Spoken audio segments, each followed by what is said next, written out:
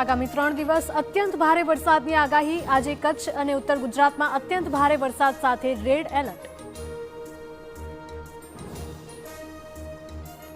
રાજ્યના 201 તાલુકામાં સાર્વત્રિક વરસાદ। સોઈ ગામમાં સૌથી વધુ 5.12 ઇંચ વરસાદથી ભરાયા પાણી। વાસણા બેરેજના 27 દરવાજા ખોલી 68,000 ક્યુસેક પાણી છોડાયું। સાબરમતીના જળસ્તરમાં વધારો થતા લોકો માટે રિવરફ્રન્ટ બંધ કરાયો।